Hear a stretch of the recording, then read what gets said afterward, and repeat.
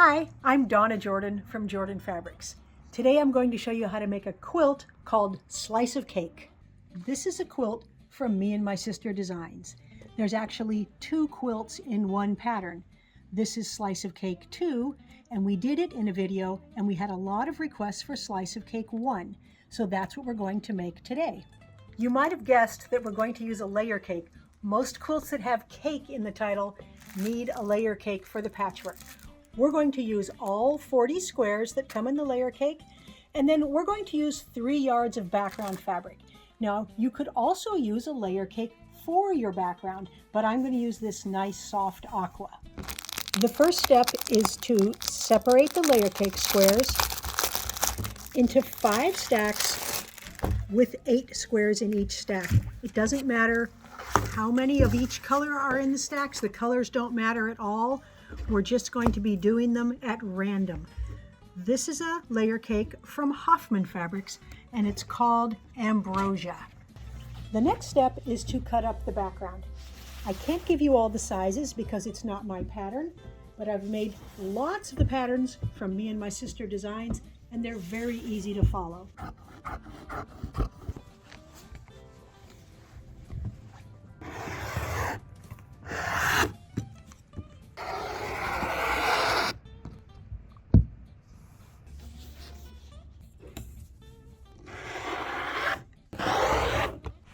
I've got all of the background squares cut.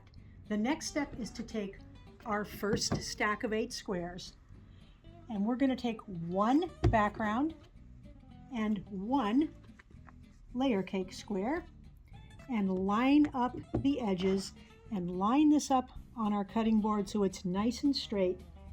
And we're going to make 3 cuts through both layers.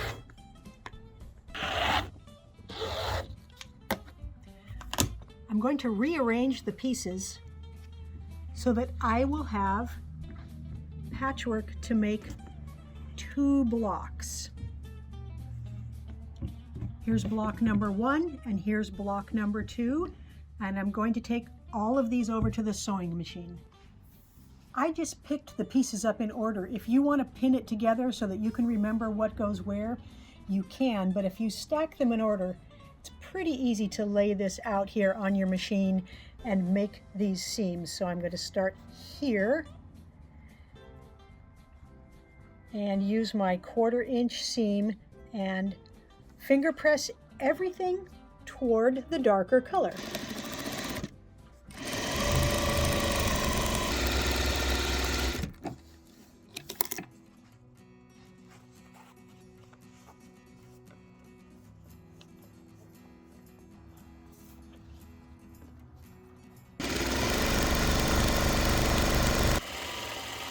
I went ahead and stitched the second block using the same method that I used on the first, pressing the seam allowances towards the dark, and you can see it's just a mirror image of our first block. Finger pressing helps keep the seam allowances laying the way you want them to go, but you always need to iron the blocks afterward. I like to use a dry iron and then add that steam.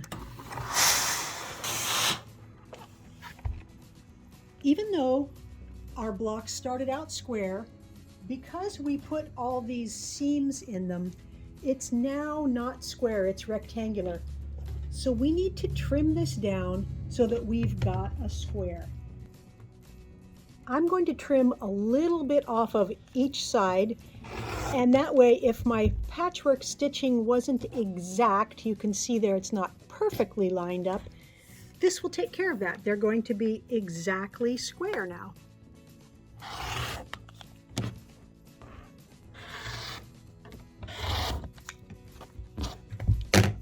There's the first 2 blocks.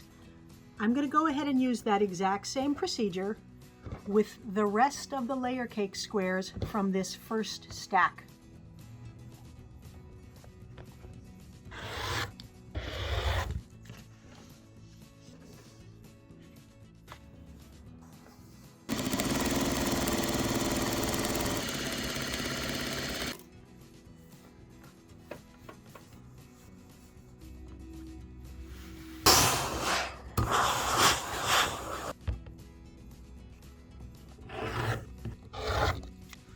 These are all done. That's the first stack. The other 4 stacks are going to get paired up with the background, just like we did with that first group, but the sizes of the cuts are slightly different.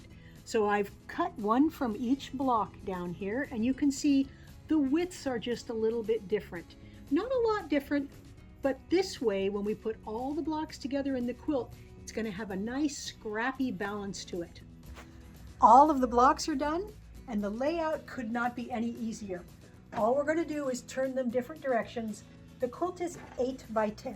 There's no specific order you have to put these in. I'm going to try to do random colors right now. I'm just going to mix them all up, and I'm going to keep turning one up, one sideways, but honestly, you could put 2 going up and down. It really doesn't matter. There's just no rules.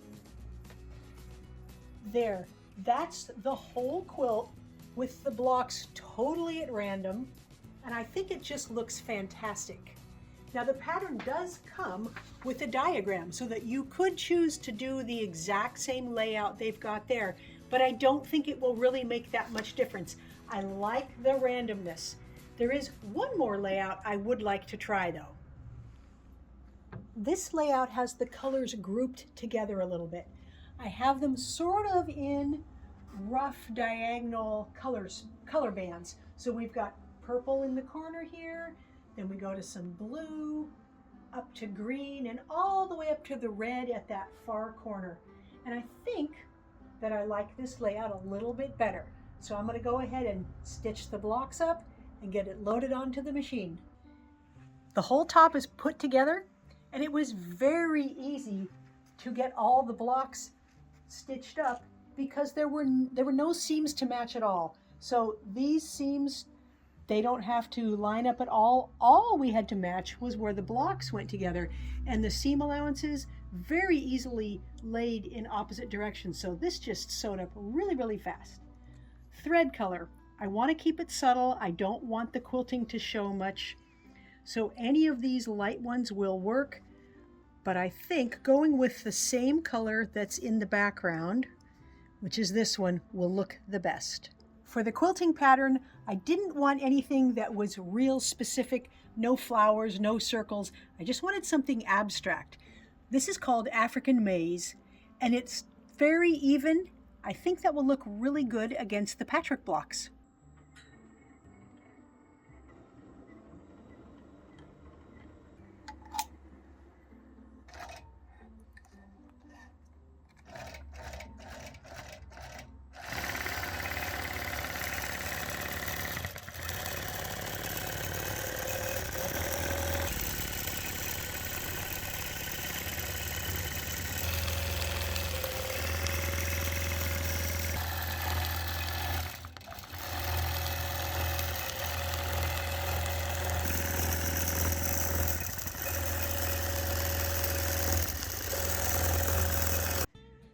The Slice of Cake 1 quilt is all done, and I like the way the quilting makes it almost feel like it's moving, like it's rippling, because it's got those curves on top of all those little strips of fabric. It's 64 by 80, so it's a nice big throw size. I put a little printed binding on it, and look at the back. It's a print, but the colors coordinate very well with the top. This is a very soft color background, and these colors, they show up against it, but not as much in this area here. And I just like the way the colors all blend. It's a very calm quilt. And this was really one of the fastest and easiest quilts I've ever made, because we did those blocks, then we trimmed them down to size, so everything fit perfectly and it sewed together very smoothly. One question we get a fair amount of the time is, do we pre-wash our fabrics? Do we pre-wash the pre-cuts? Do we pre-wash the batiks? And I never put any of my fabrics in the wash before I cut them. When I first started sewing like 50 years ago, colors were not as stable as they are now. Some of the dyes maybe would bleed out. We haven't had that issue with any of the batiks that we use. And what we recommend is that when you have a project done, you wash it in cold water, and you can use a product called a color catching cloth. Shout makes a really good one, and it will catch any excess dye that might bleed out. But really, we just have so little problem with it, and I make a lot of quilts that we just don't worry about it. Thanks so much for watching our video today. We hope you enjoyed it. Now, at the end of each video, we do a giveaway. Today, we're giving away a quilt called Hot Flashes. This is made with really bright Cape Facet fabrics. It's a Cozy Quilt Designs pattern, and it has these almost lightning bolts of colors that go all throughout the top.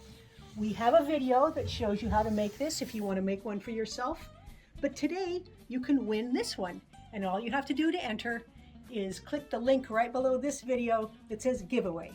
Put in your name and your email address, and you just might be the next lucky winner. Now, if you like our tutorials and you want to support us, the best thing you can do is subscribe to our YouTube channel. That really helps us out. Happy quilting!